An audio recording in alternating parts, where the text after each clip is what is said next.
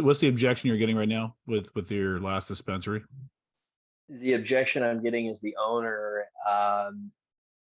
it disagrees with needing to offset 3% to the consumer and still have 2.95% as a processing fee, as if he's putting himself in the buyer's shoes, and he Right. wouldn't want to do that. He's like, I wouldn't want to pay that, but he's lacking the sight on, I mean, if you didn't do that, then you might miss out on $100 sale 10, 20 times a day. Right. Well, this is exactly what I'd say. And so, well, first of all, did he tell you, the owner tell you that he's going to run across his accountant to make sure the numbers make sense? Yes. Okay. So that's usually a flag. And usually I don't like working with, usually it goes across, let's say, a desk of someone that's risk adverse, say an attorney, or someone that's expense adverse, which is the accountant. You're going to get objections. Their job is to make sure, one, they don't pay any excess fees, or so they're not really vested in the growth of the company. They don't know about sales and marketing. They don't know what the owner knows. They don't know what it takes to bring in clients. If they saw a big marketing bill, oh no, that's too expensive. Why would you pay that? So unless you got statistics backing that up. So what I would say is this: say, great, you know what? No, you're right. Some people do feel that way, and and which is why you actually accept cash. So someone like your accountant, right? They wouldn't feel justified, and you know what? You can take cash as an option, or if you got pen debit, that's also an option. However, what we're seeing and what we've experienced, since inception, if you think about it, 99% of all retail businesses accept credit cards. Do you agree? They'll say yes. I said, do you think not taking credit cards for most retail businesses would hurt their business if they didn't take it? They'll say yes. Okay. So why would your store be any different? Why would, and that they all pay 3.5%, and they bake it into the cost of goods sold, into, if you're buying a meal, if you're buying clothing, if you're buying groceries, it's already factored into the cost, right? But what we're doing is we're actually going to offset that, and it's their choice. So then you kind of go down that path, have a conversation with them, and you got to bring it back to reality. Your retail store, your job is to move. Your job as a dispensary owner is to do what? Move product. Correct. Move product by offering payment options to your customers that they prefer to use. Now, there's again, the key word I said was options. If they would like to pay with a credit card, great. If you don't, no big deal. Pull out the cash, go to the ATM. Do that for that accountant, that makes up for about 20% of the population. The other 80% of the population that are not accountants don't mind splitting the fee, because they're not watching, they're not fee conscious. Most are not, and will buy the product that they actually want to buy. That's how I'd handle that. There's a long way of it, but that's how it's kind of like walking him through the steps of like understanding what he already does in other retail spots, how that works, and then acknowledging that so he can see it fit in his place as if it's just another retail spot, not that it's just a dispensary. 100%. Because it's a dispensary, sure, yeah, it's cannabis, but it's like a liquor store, it's like a barbershop, it's pretty much a commodity at this point. Right. So. Okay, thank you. Yeah, no worries. Jeff, any objections you're getting in the field?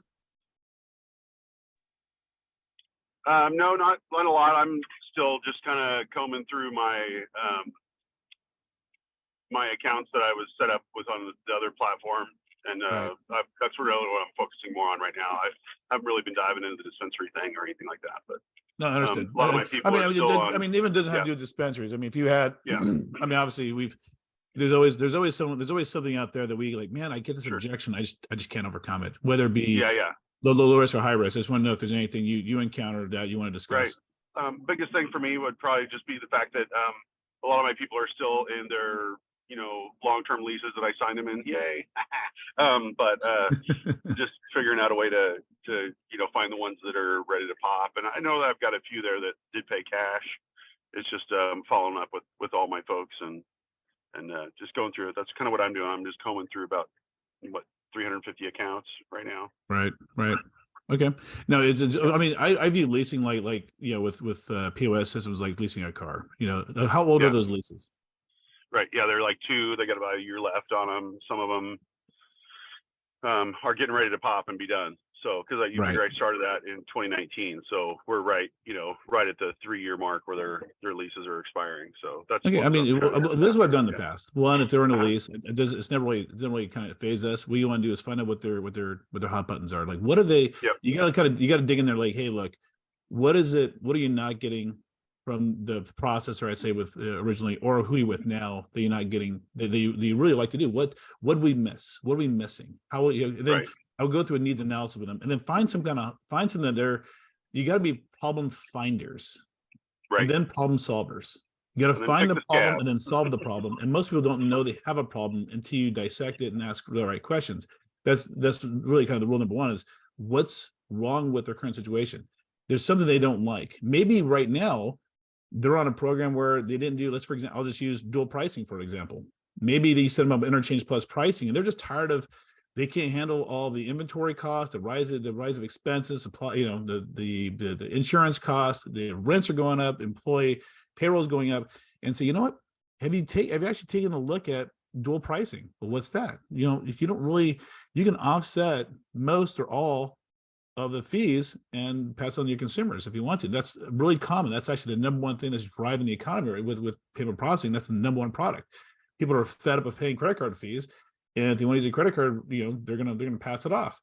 Would you be interested in looking at that? Let me show you what that looks like. And they're like, oh no. And then you show them the savings. Oh my God, I can save $10,000 a year in payment processing. Well, yeah. Let's now how you do that. Well, maybe we can buy your old lease, get you some new equipment. So you kind of go around good on that route. So you got to get them on something that's gonna you got to poke at them and find out really where, if there's a need somewhere that you can kind of help them out. So I don't know what pricing you set them up previously, but if Yeah. it wasn't discount, surcharge, or dual pricing, that's definitely a conversation that's worth having, especially if some of these businesses are, they haven't raised their prices yet to stay competitive, but Visa, MasterCard pricing is, they're still paying that 2.5%, 3.5% overall. Agreed. So yeah, I agree. Thank you. Yeah. Hey, Jeff, another thing, maybe I interject here. When I get in front of a store owner, I do the same thing sometimes. I guess all of us do. I was talking to Zavin. I'm going to talk to somebody that previously we had set up, and they were on a lease. And Zavin said to me, he goes, "Hey, because I know you just said that they're on a lease, but have they brought it up to being a concern?" And I was like, "Whoa, wait a second. That's right. He didn't. He said, come in, let's talk, because I'm looking to do something else." And we switched him to a surcharge program. And at no point in time, again, I took it out of my hands. I said, I want to introduce you to Zavin. He's my guy.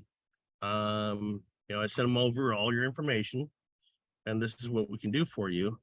And, he signed up. At no point was he worried about his previous lease that he was on, and we signed up on a new lease because he had different needs now. And he's like, after he signed up, he goes, "So as soon as I'm done with the other lease, I'm just done, right?" We're like, "Yep."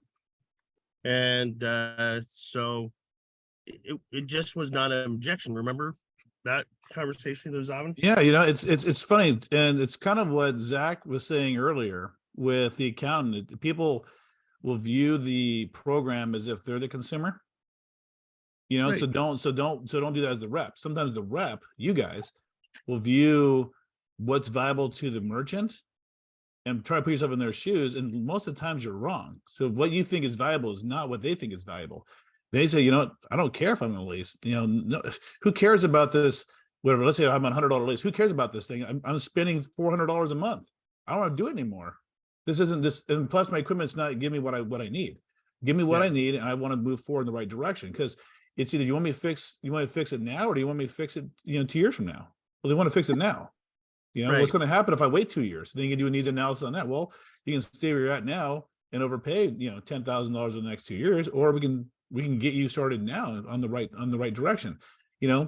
I can't fix what happened in the past, but we can absolutely make it better. And that's a comment I make a lot. So some people want you to fix their problems, pay the cancellation fees, or get them out of the lease and say, look, and Jeff, you may be a little different scenario because you set them up previously, but just say, hey, look, I wasn't privy to how you got set up originally. I can't fix that problem, but you know what I can do? I can make it better. And this is how I can make it better. So you can stay the program you're on now and incur all these fees because you feel obligated, but you're not obligated. You can change whenever you want to. You're the owner. You can change your program whenever you like. And especially if it's going to put more money in your pocket and make your business grow, why wouldn't you want to do that? So that's another thing. So anyways, Karina, thanks for coming back on. I know you fell off a little bit. But yeah, that's one way of handling it. But let me go through some of these objections here. Hopefully you guys see my screen. Objections and rebuttals for dispensaries. This kind of goes both ways when it comes to, depending on what kind of business, you can do regular retail business, but this is mostly catered to what, and sorry, Jeff, if this is redundant, but you should be able to, there should be some similarities on both sides. But do you guys see my screen? You guys are unmuted. I'm assuming you all see my screen. Yeah, I can see it. Okay, cool. Yeah. Okay, so number one thing when you get on the phone, so there's only like 2 pages, just a couple. I just want to go through the basics. I don't want to get too complicated because I don't want to get too much in your head.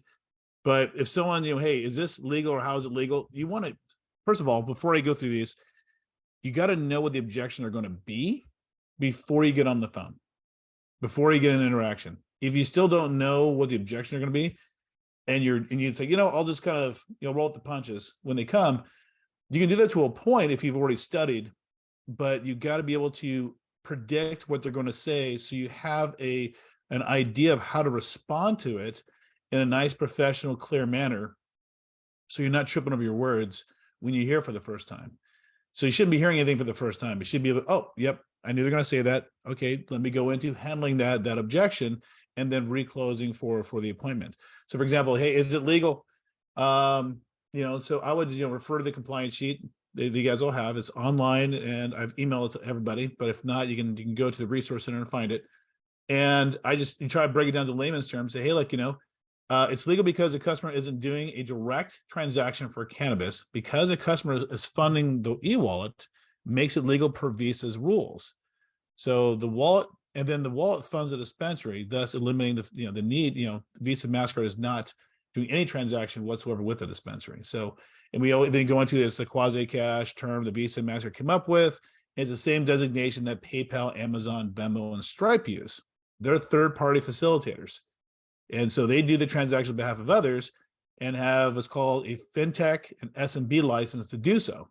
And the SMB goes per state. So they're able to do that and are licensed to do so under Visa and MasterCard rules, and they are able to take transactions on behalf of other legal operating businesses.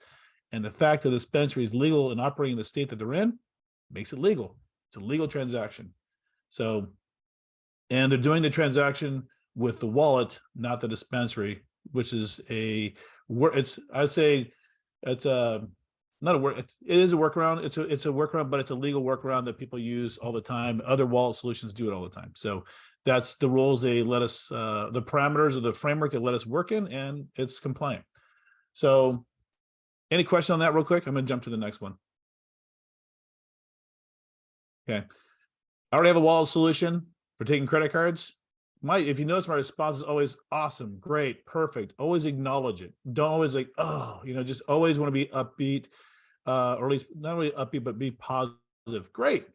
And then follow up with, are you using a phone app or are you using a credit card terminal? Most likely they're using the phone app, and then you know where to go from there. You can talk about how ours is terminal based. We already process debit transactions. Great. You already understand the benefits of taking plastic or taking cards. Now let's add to your debit solution and add credit card terminals so that we can take Visa, MasterCard, and American Express. And so you have to convey to them that they're not complete with their offerings. They're partially complete. They should be able to take Visa, they should be able to credit, debit, and cash, ATM. They should take all the things. Any way a consumer wants to pay they should be set up to be able to accept those types of payments. Any business should be able to. We don't have a bank account. This is pretty common. I talked to I got a referral last night from a dispensary in West Hollywood. They just set up and they don't have a bank account. So I've given them some recommendations. We have a list of recommendations that they can choose from. And then it takes about 2 weeks for them to get set up. So so we can offer that to them. If you guys need help with giving bank recommendations, let me know. I'll send you a list of banks that are cannabis friendly. We don't walk them through it. We just give them the name and the number, and then they can go, they can move forward. But put on your calendar, say, okay, I'm going to follow up with you in 2 weeks, see where you're at. And, when the bank account's live, we can actually start the process. Actually, we can start the process beforehand while you're getting your bank account set up, and then just wait till that last piece to submit it. So don't let that kind of stop you from moving a transaction forward if they're in the process of getting a bank account. Hope that makes sense. Okay, it's too expensive. And this is what I tell people. You're right. It is expensive. Now remember, and I said this earlier, guys, remember, but 99% of all businesses accept credit cards because obviously they won't be able to survive without it. That's why most take credit cards. Even your fast food restaurants take credit cards. It's just how consumers prefer to pay. The good news is that most dispensaries see an increase in sales of approximately 30%. Not a bad trade-off. Pay 3%, make 30%, and then you kind of move in for the close. Any questions on that? You're going to get that a lot. When I say 3%, what do I mean by 3%?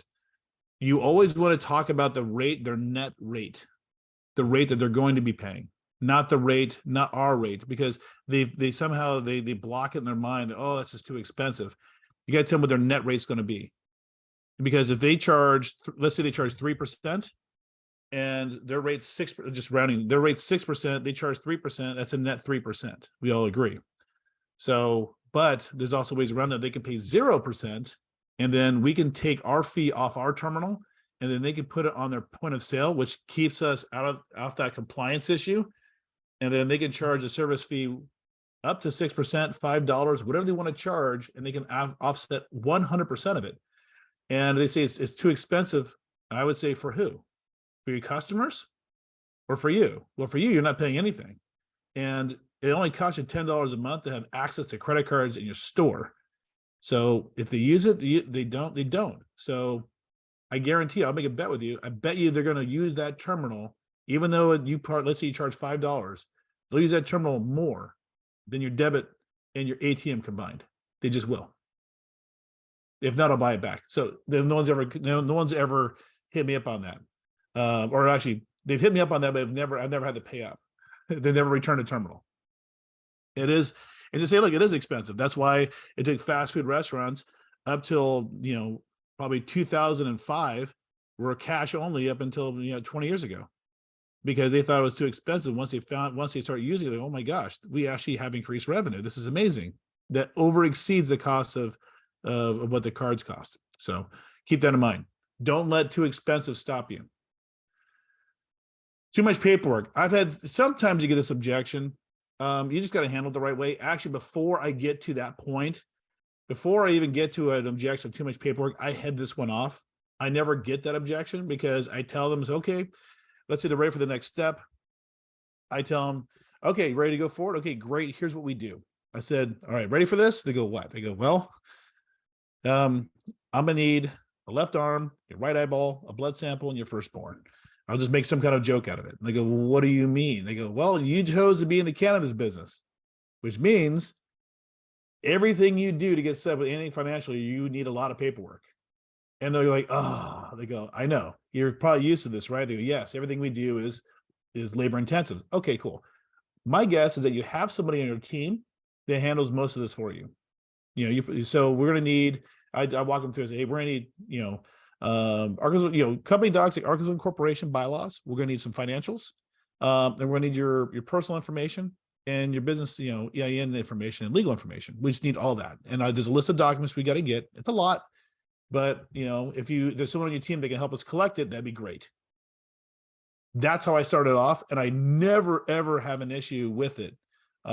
Tiffany and Rob have heard me do this several times to people, and you just got to head it off. If you address it first, you'll never get the objection, because they're like, okay, I get it. Okay, yeah, no problem.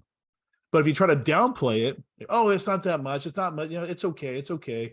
And they'll say, oh no, this is a lot. You lied to me. You're not being very faithful. You're not being very, very, very forthcoming. You don't want to get in that scenario. Don't downplay it. Just tell them it's a lot and laugh about it. but I'm sure you've already done this before. Let's work together and we'll get it done. That's the way you handle that. This objection you should never get if you do it the right way. Okay, here's one. You guys get this a lot. This is probably the most common objection you're going to get. Hey, can you send me information on this program? Can you email it to me? I'm sure everyone gets this. That's the most common. And this is how you want to address it. Sure, yeah, not a problem. I could absolutely do that for you. Hey, real quick, I need to understand first how you're set up now so we can see the right information. Otherwise, it's just too much material. For example, what kind of forms of payment are you accepting now? Get back into your probing questions. You need to ask probing questions. What are you utilizing now? Do you have delivery? Do you want to take payments online? You want to start just peeling back the onion, ask some questions. And then eventually they'll forget they said, send me more information. And then you move into, let's set up a time that the specialist can talk to you more about this, because the more you probe, the more questions they're going to ask. And then that's going to trigger for you to set the appointment. Any questions? This is probably the most common objection you guys get. And by the way, I don't send out information to people on a whim. I just refuse to do it. I talk about these more. So, hey, we already take credit cards, debit cards. If you take credit cards, hey, that's great. I'm sure hey, is that a wallet solution where customers got to sign up and register to take, to take their credit cards correct? 90% of the time, yeah, they do. Okay, here's how ours work, and then you kind of go into customer, somebody pulls out of their wallet, the credit card they want to use, could be Visa, American Express, Discover, and then we chip it in our terminal, we authorize it, approve it, it's done. There's nothing our customers got to do to accept credit cards at your location, and quite frankly, they're tired of registering their cards and building profiles. So we can actually streamline this process for you, so they can shop at your store just like they do at the convenience store. Debit cards, awesome. Hey, keep your current solution. For those who want to take credit cards, you will now have an option for them, unless of course you're interested in paying less than 3%, and would like next day funding. So if I throw that out there was, hey, I'll throw the credit card solution. Sometimes if they're already set up, they're a little harder to kind of convey, oh, I need another solution, because in their mind, they're fine. They've worked a long time to get a good debit card solution. They're probably paying a lot of money for it. It's working. They've got a system in place. They don't want to be bothered. In that case, great. Hey, then I'll throw in the whole thing is where I say, hey, unless of course you're paying less than 3%, which they're not. They're all paying about 3.5% plus network fees plus 50 cents. That's what they're all paying. And some of them wait 3 or 4 or 5 days to get their money. Well, PIN debit's different than credit cards. They can get their money next day, and they can pay less than 3%. So I definitely want to make sure that they're aware of this when I'm having a conversation with them. If they don't bite on the credit cards, I'm going to say, look, let's take a look at your debit cards. We actually work with all the major banks when it comes to debit card processing. Sounds like maybe you're with one of the ones we do use, but we're familiar with a lot of them, and most are very expensive. Let's take a look at your program, and then kind of get in that conversation. And then if you need to go back to credit cards, go back to credit cards or online. So you have a couple options.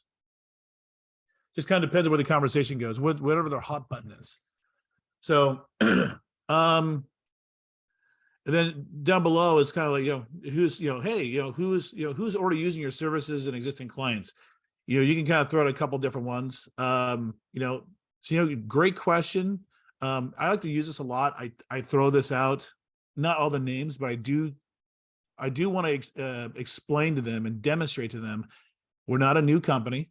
We're not small, and our solution is pretty widely used and well known.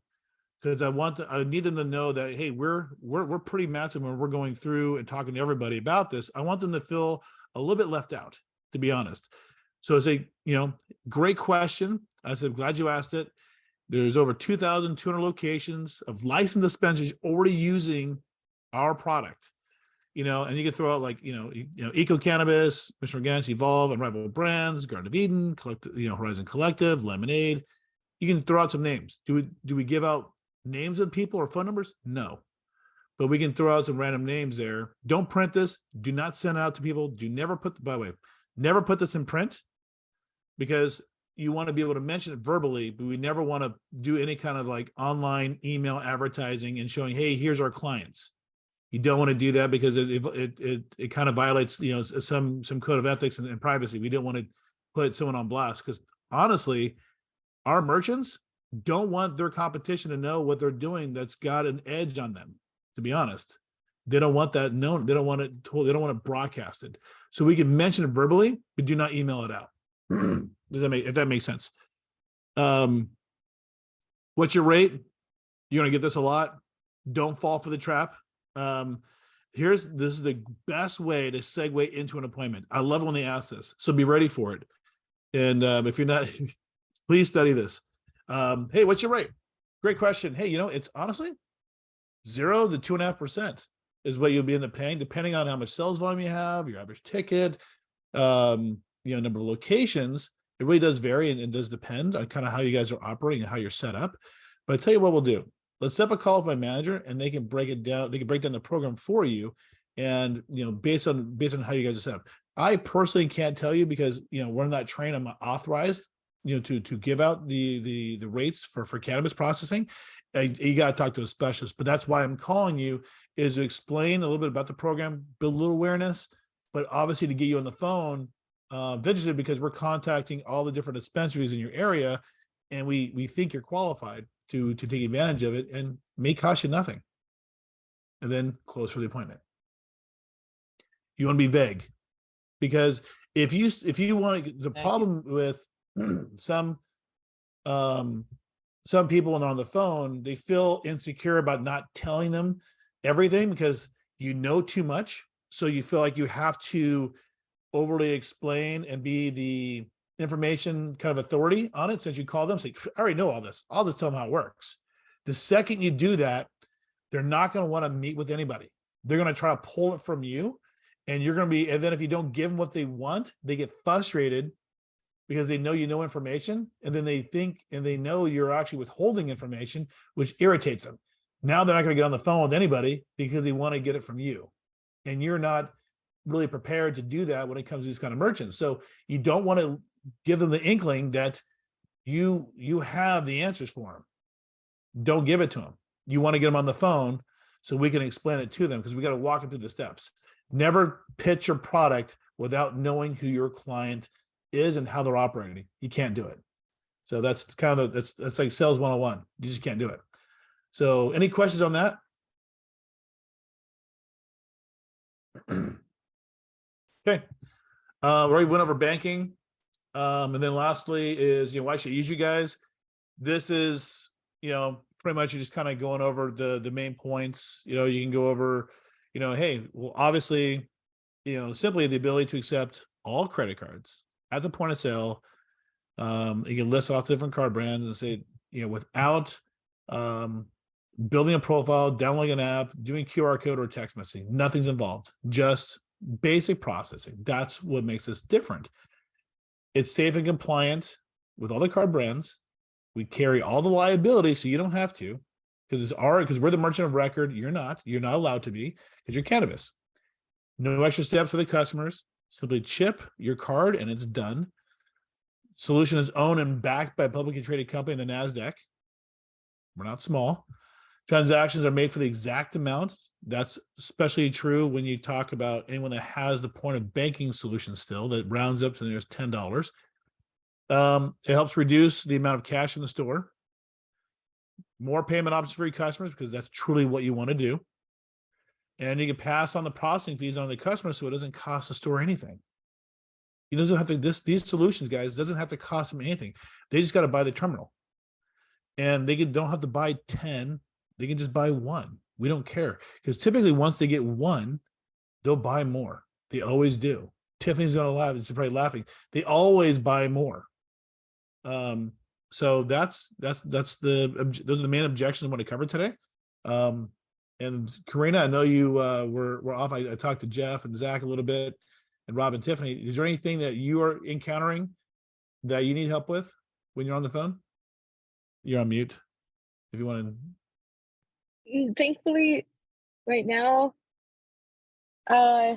it's just with the objections that you have on the sheet, those are really good notes that you have. I think I'm gonna go ahead and just, like you said, don't give away too much information, but just see if I can set up a meeting. But I don't have any questions. Thank you. Okay, that's it. Yeah, when you hear the term "sell the sizzle, not the steak." Yeah. Yeah, sell the opportunity to have this product and solution, and then let us do the rest. I've already uploaded this. If you guys go to the Yeah. resource center, it's already on Thank there. I've you. added a couple more tabs. So there's a sales and marketing page, and there's a application document page now too. But this I put in the sales and marketing section, and so it's already up there right now. So Okay. if you want to go look at this after the call, it's already there. These are great notes. Thank you so much for the